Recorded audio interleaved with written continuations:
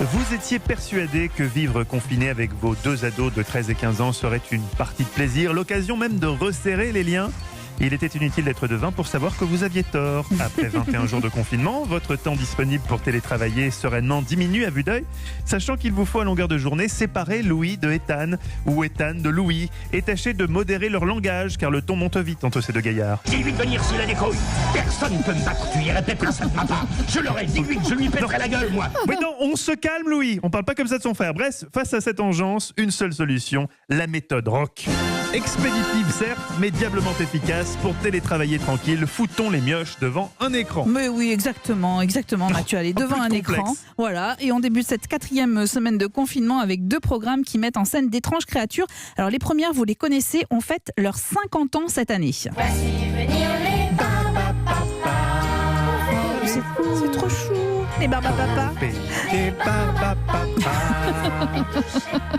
Séquence nostalgie, Mathieu. Voilà, en retombant sur ce dessin animé disponible sur le site de TF1. mytf1.fr. Je vais pas y arriver.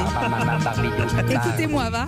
Je vous écoute. Alors, ce sont des Barbapapa nouvelle génération puisque les épisodes diffusés en ce moment ont été produits à la fin de l'année 2019. En fait, il s'agit de la 3e adaptation en dessin animé des œuvres d'Annette Tison et Taylus Taylor qui sont sorties en 1970.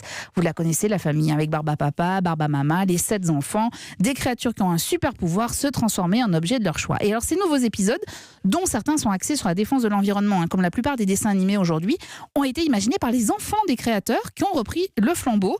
Un dessin animé toujours en prise avec l'actualité et l'évolution de la société. Par exemple, une tablette numérique est apparue, tablette qu'évidemment les enfants se disputent. Il y a toujours la même magie, même 50 ans plus tard, les couleurs, les formes, la bienveillance qui se dégagent des personnages. Alors vous vous offrez une séquence nostalgie avec vos enfants en redécouvrant les Barbapapa désormais en 2D. Grâce à un studio d'animation d'Angoulême, il y a 120 pays à ce jour qui diffusent les aventures de nos sympathiques créatures et c'est à voir sur le site de TF1. Hup hup hup. Barbatruc. Et quelles sont les autres créatures dont vous vouliez nous parler? Bon alors attention, alors là on change totalement d'univers. Vous oubliez le mot bienveillance et l'adjectif sympathique aussi. Je vous emmène découvrir la saison 3 d'une série animée qui est disponible sur France.tv et qui est intitulée Monsieur Flap. Est-ce que vous en souvenez, Mathieu? Je vous en avais parlé au moment de la diffusion de la première saison. Capitaine Flap. Non, pas du tout. Non, pas du tout. Monsieur Flap, alors pardon pour tout ce qui suit. Vous en ferez des sons tant que vous voulez. Monsieur Flap a une tête de cul. Voilà, sa tête, ce sont ses fesses. Il a un œil à la place de l'orifice anal et ses coucougnettes forment une bouche et un nez. Voilà. Alors résultat, on comprend pas toujours ce qu'il dit. J'ai réussi à dire ces phrases, j'en reviens pas. Bon, toujours est-il que dans cette 3e saison, Monsieur Flap est avec Anaïs, sa compagne. Elle est normale.